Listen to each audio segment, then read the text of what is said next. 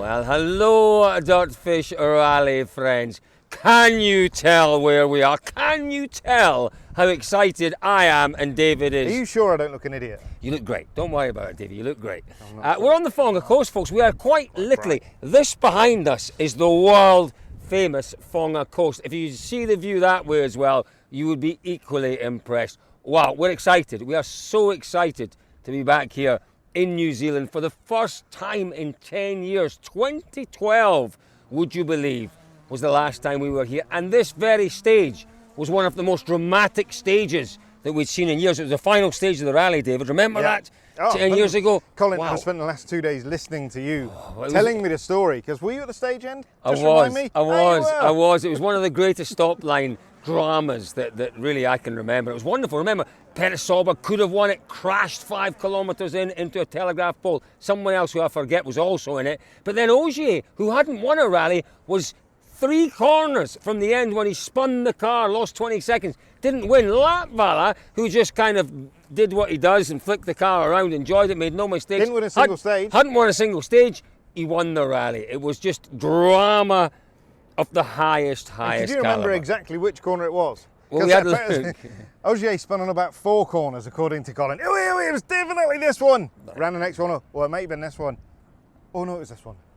He's right. I couldn't quite remember the corner. Memory's not what it was. Listen, I'm an old man these days, Davey. And who, by the way, who'd have taken David Evans for being a wannabe surf dude? Honestly, if you'd seen him an hour ago, we were in, which shop were we in? The Raglan Surf Emporium. He was like a kid in a sweet shop. It was really cool. And we met Derek, Stewie and JC. JC. Yeah. Absolute Go legends. and see them. If anybody out here is watching, go and see them. We're in Raglan all day tomorrow, all day Friday. They are super cool.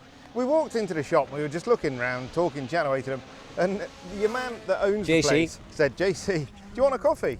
What? And he went and made it. They own the Raglan Roast Coffee Company. We ended up with a couple of flat whites. And they were really good. They were really good. But listen, folks, Rally New Zealand. It's unusual, isn't it, in that we haven't been here for 10 years. Very few of our drivers, our top drivers in Rally 1 cars, have really any meaningful experience, David, is what I mean. Neville, Ogier are the only ones that have been here before, but we're only talking once. We're talking drivers having to come and all of them make brand new notes. For me, that makes things really, really interesting. It's almost a completely new rally. In terms of what we've got this weekend, well, you know what? I'm going to come back to that point I was going to make a second ago. You made all of that thing about the drama at the beginning, 2012. Yeah.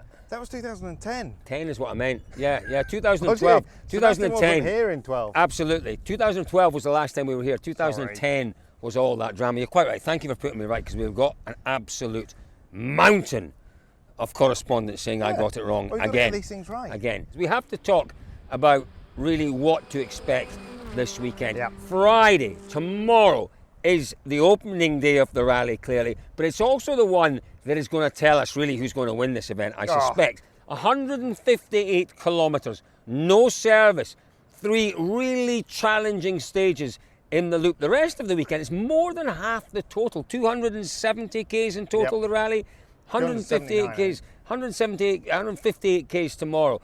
It's going to be interesting. David, we've driven Te Akau. We've both driven Te Akau stages before. They are amazing. Everybody talks about Fonga Coast, this stage, but I was talking to Gary Matthew, talking to a lot of the drivers. They actually prefer Te Akau. You know, there's sections in here that are so twisty. Yeah. A lot of rhythm changes. It is slow, Cole, but Te Akau, we found there's some really, really quick bits in there. Just beautiful cambers, and just, I think by the end of the weekend we'll be fed up with saying the word camber. But it's what this rally's all about, isn't it? There's a lot of loose gravel on the surface, an awful lot, more so in the Fonga Coast stage.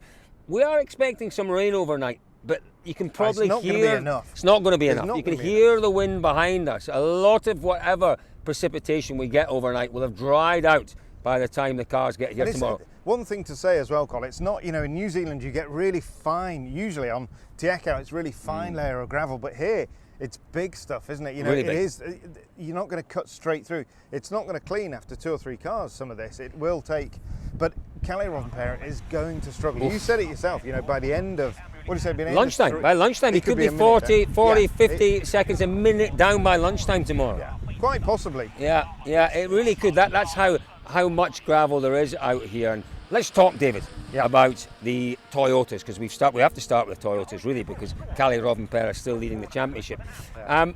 He has to start with a different mindset again tomorrow. He has to put the last 2 rallies behind him and just say, because, do you know what?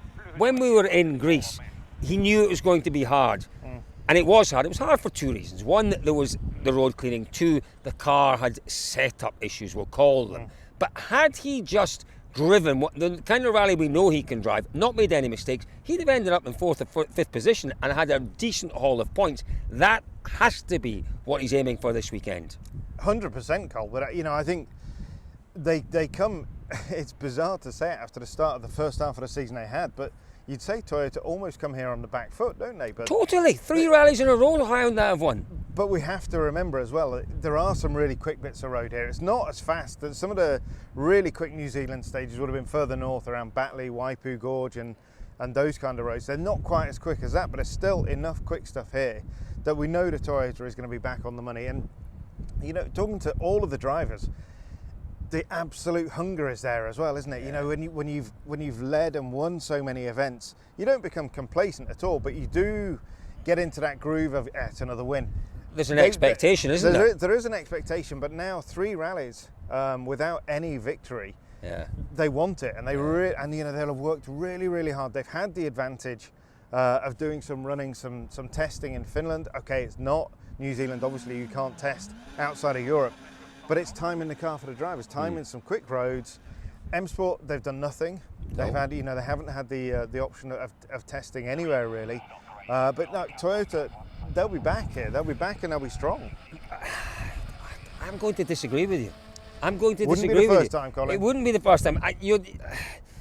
Rovanperä, never write him off, but he's got a mountain to climb this weekend. Sebastian Ogier. Ogier is the Elvin one. Evans. Good places on the road. Just good places on the road. But I'm just not feeling it for any of those 3 drivers that you've just mentioned, which is difficult to say. I'm not feeling it. I'm a huge Ogier fan. I'm not feeling it for Ogier. I have got the feeling that Ogier may struggle a little bit this weekend. This is, a really big question mark now is, how can you come back? Right. He's been away since Safari. Yeah. It is difficult when you take a couple of events out. I kind of think that actually that the running order, the fact that the road is going to clean, it will give him that opportunity. Yeah. He won't be so far behind at the end of at lunchtime, whatever. Elvin is there. He's hungry. He's got a great opportunity. He's got a great opportunity. He really has, and things are progressing for Elvin. He's relaxed. He's not hit top form yet this season. Elvin, I think, has taken a little bit longer than he would have liked to get to grips with this new formula. And he's not as comfortable in this car as he was in the previous generation. I think it's fair to say. That is fair to say.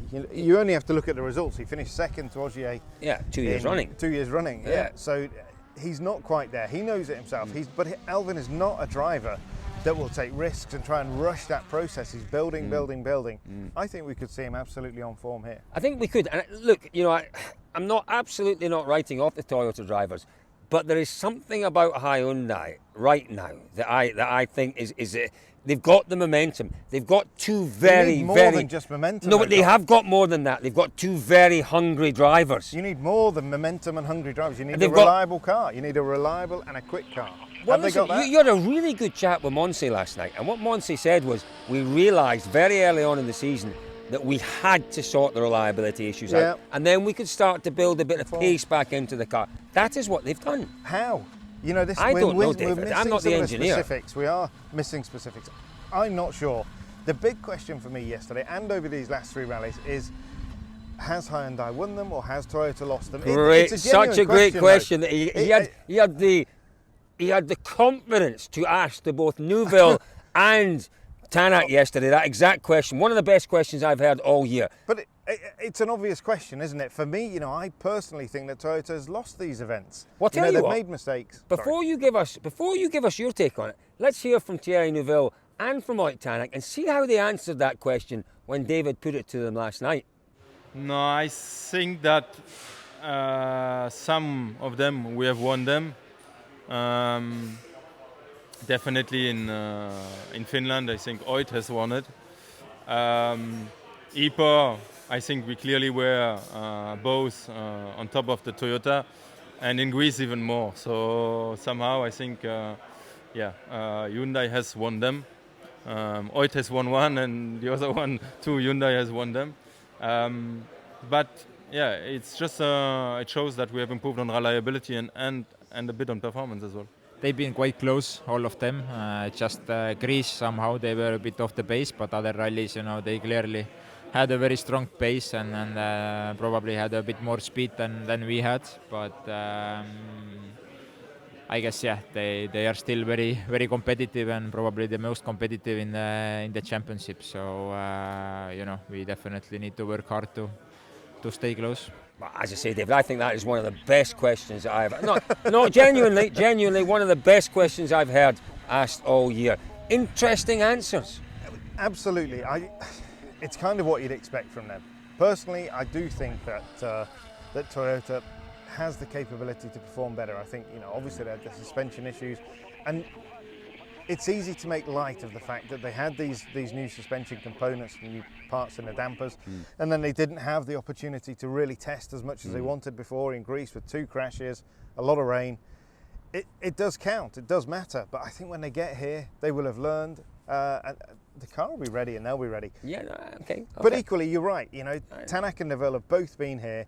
Both of them have said it doesn't really make any difference. 10 years that I can't really remember. They're not using any of the notes, but it does give you that ability, when they're watching onboards and they see bits of this, it will trigger a bit of a memory. Whereas Elvin Evans is watching this and he's got no clue. He has no idea. I mean, you talked about the different sort of gravel. The cars react differently, the tyres interact differently with different sorts of gravel. And it's 10 years ago, but both Neville and Tanak have that memory somewhere. Yeah. This for me could be Craig Breen and M Sports weekend. I'm really hoping it is, because they deserve a strong weekend. Now, why do I say that? We've heard a lot about the engine developments, maybe a little bit of extra performance in the Toyota and the Hyundai in comparison to the Ford. That won't be such an issue here, because the important thing here with these cambers, with these changes of direction, it's the chassis, it's the handling of the car. And consistently, what we've heard from anyone who has driven that Puma is that maybe it's the best chassis they have ever driven. Yeah. That could be the telling factor here for Breen. Coming up this road, coming down Funga Coast, we've driven the stage, and you were saying consistently, this has got to be a Puma stage. There is so much change of direction in here. Craig Breen, he deserves a break. Him and Paul are ready for a win. They 100% are, but just talking about that, David, reminded me of some of the comments that I had at stage ends here 10 years ago and then 12 years ago. And the drivers tell you when you get into when your car is set up and you get into the rhythm on the stage, you're not driving. You're almost in dreamland. It's almost like you're on a video game. And if the M Sport Puma has got that, I'm loving this kind of feeling, David. I'm loving it. So I'm there. I'm just dancing from camber to camber. The car just pops over from corner to corner. You almost go into a different world as a driver once you get into that zone. And Breen, we know, can find that zone. And if that car performs, as you say, as well as we hope it will, it could be a big weekend for them. And Gus Greensmith, let's not he was quick and shakedown, quickish and shakedown. He's there, and he can pull some stages together. He can potentially win some stages. WRC 2, Rally 2, Hayden Paddon, don't be surprised if he ends up in the top 5 here. I think 5th or 6th. Shakedown today, he was quicker than Batelli, wasn't he? So quicker than Batelli, not far off Katsuta. If we get a little bit of attrition, he could easily end up in the top 6. Top 6, maybe? No, top 10. I think Hyundai have missed a little bit of a trick here. I think Hayden Paddon would have been a fantastic team player for them. Not just his ability to go quick in these stages. That he knows, we've talked about it a lot already in this preview. The drivers are coming here making new notes. Hayden Paddon isn't. Hayden Paddon has been driving these roads for the past decade, folks. It's going to be fascinating. We can't wait. The first time in 10 years we have been back to the fabulous North Island of New Zealand. The reception we've had so far has been wonderful. Is the rallying going to live up to the expectation? Of course it is. It's going to be a wonderful weekend here. Yep. Stick with us, folks, for all the action, all the drama, all the news as it unfolds here on the Funga Coast. Where's the place to be, David? DirtFish.com. That's the place. And the Raglan Surf, what does it say here? Raglan Surf Emporium.